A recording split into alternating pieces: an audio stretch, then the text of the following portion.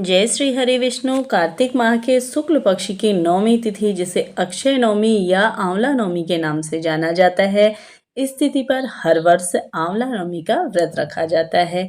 तो साल 2024 में आंवला नवमी कब है, पूजा का शुभ मुहूर्त क्या रहेगा, साथ ही साथ पूजा विधि क्या रहेगी, किस प्रकार से आपको पूजन करना है, संपूर्ण नियम जानकारी आप सभी के लिए इस वीडियो में लेकर के आई हूँ। वैसे तो कार्तिक का महीना और प्रत्येक दिन सर्वश्रेष्ठ माने गए हैं, लेकिन श्री हरि विष्णु के निवृत्त अगर आपने पूरे महीने भर अगर दान पुण्य या साथ ही साथ स्नान ध्यान नहीं किया हो, तो आंवला नवमी आपके लिए सर्वश्रेष्ठ तिथि इस दिन मानी जाती है। इस दिन सुख सौभाग्य के लिए आप सभी को धारण करना चाहिए, कथा सुननी चाहिए, और साथ ही साथ माना जाता है कि अक्षय नवमी पर आंवले वृक्ष की विधि विधान से पूजन करनी चाहिए। आंवले वृक्ष के पेड़ के नीचे भगवान श्री हरि विष्णु और माता लक्ष्मी जी का वासा होता है। इस दिन आंवला नवमी के दिन पेड़ के नीचे भोजन बनाने का भी विधान है। भगवान श्री हरि विष्णु का आशीर्वाद मिलता है और साथ ही आप दान इत्यादि कर सकते हैं।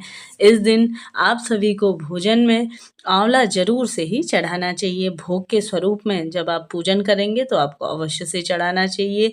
और साथ ही दान करने का भी इस दिन विशेष महत्व माना गया है, क्योंकि पूरे कार्तिक महीने में अगर आपने कोई दान पुण्य इत्यादि नहीं किया है या आप सभी ने कोई ऐसा विशेष पूजन नहीं किया है, तो इस दिन आप सभी अवश्य से ही कोई भी कार्य करते हैं तो उससे आपको अक्षय फलों की प्राप्ति होती है। आंवला नवमी के दिन किया गया कोई भी दान, जैसे कि ब्राह्मणों को भोजन कराना या साथ ही अपनी क्षमता सामर्थ्य के अनुसार दान पुण्य जो भी करते हैं, उससे भी आपको विशेष फलों की प्राप्ति होती है, साथ ही सभी मनोकामनाएं पूर्ण होती हैं। चलिए अब बात करते हैं कि नवमी तिथि कब प्रारंभ हो रही है।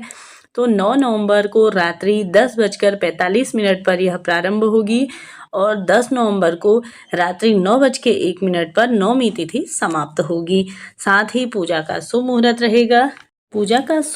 रहेगा। 10 नवंबर को सुबह 6:40 से लेकर के दोपहर 5:05 तक पूजा का शुभ मुहूर्त रहेगा। इस प्रकार से जैसा कि पूजन आपको किस प्रकार से करना है, सबसे पहले सुबह के समय में ब्रह्म मुहूर्त में जागने के बाद गंगा जल मिश्रित जल से आप घर पर ही स्नान कर सकते हैं। किसी नदी, सरोवर, तालाब इत्यादि में अगर आप किसी पवित्र नदी में स्नान करते हैं तो यह भी विशेष है।